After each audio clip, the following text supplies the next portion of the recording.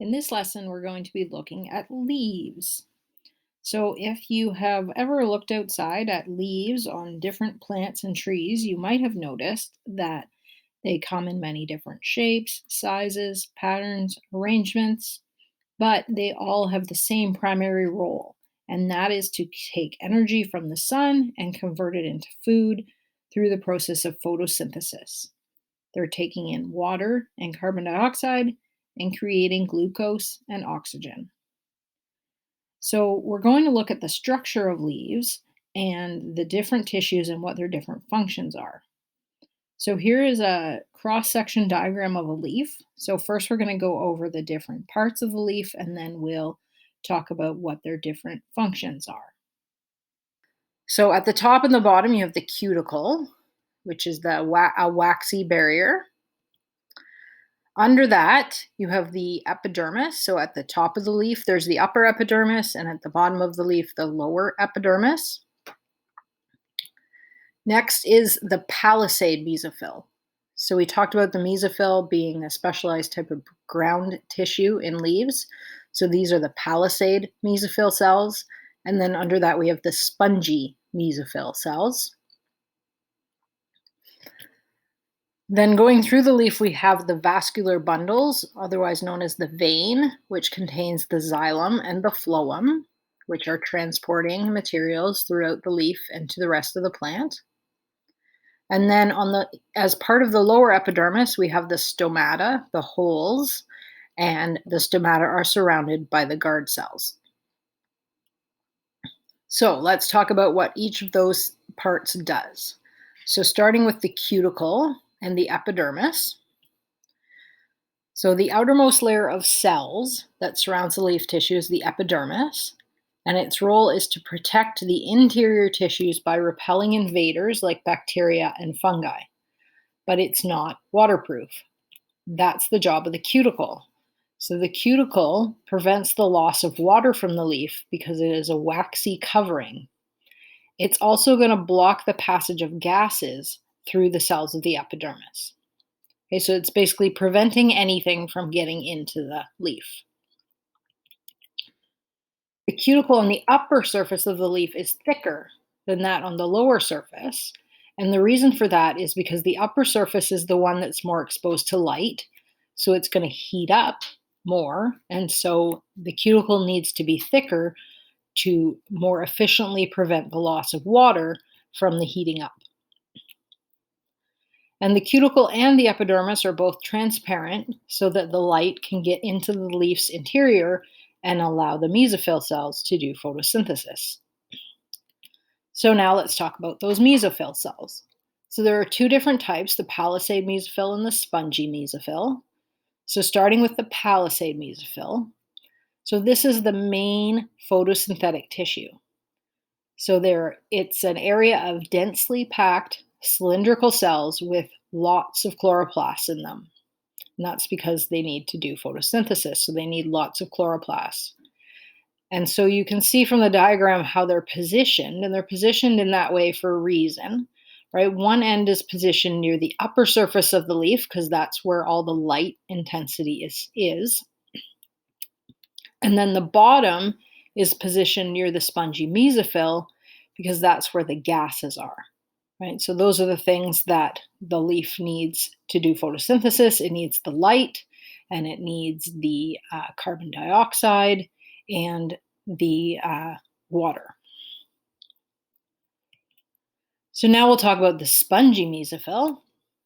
So this is the main gas exchange surface. So these mesophyll cells aren't made for doing photosynthesis. They are loosely packed, rounded cells, and they actually have very few chloroplasts. Okay, the cells are positioned near the lower surface of the leaf because that's where the stomata allow gases to enter the leaf. Okay, so the gas exchange happens around the spongy mesophyll, and it sort of passes the gases either out of the cell or onto the palisade mesophyll. Moving on to the vascular tissue.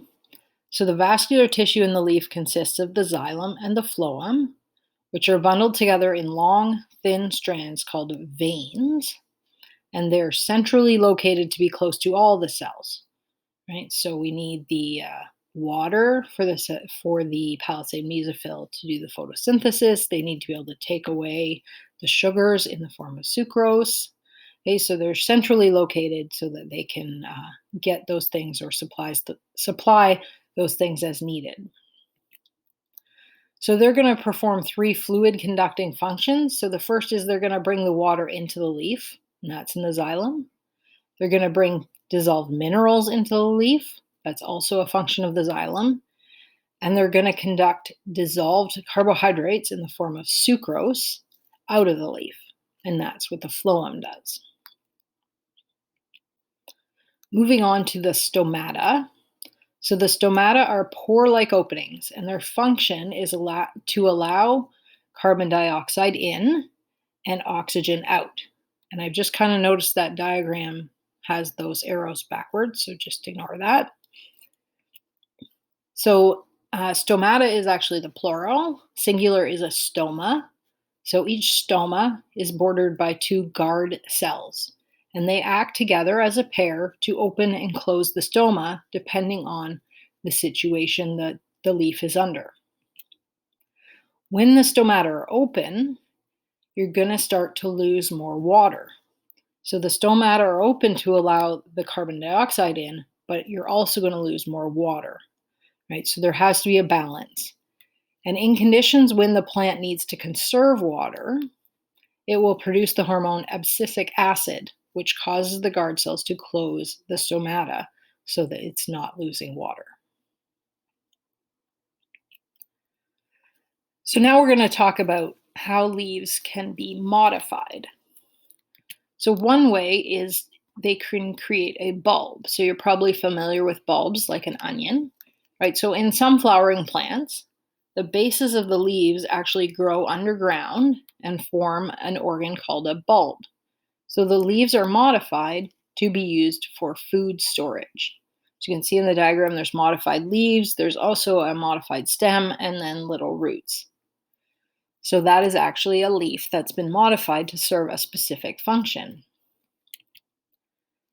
The next way leaves can be modified is through making tendrils. So tendrils are narrow outgrowths from a leaf, and they rotate through the air until they touch a solid support, and then they grab on and allow the plant to climb upwards. And then the final way leaves can be modified that we're going to look at are spines. So plants that have adapted to life in very dry environments, they often have spines instead of leaves so that they reduce the area available for transpiration or the loss of water. Right? So there's not much surface area on those leaves to allow for water to be lost, and so it allows the plant to keep as much water as possible. They also will have a reduced number of stomata because that's where the water loss occurs. So they want to reduce that as much as possible.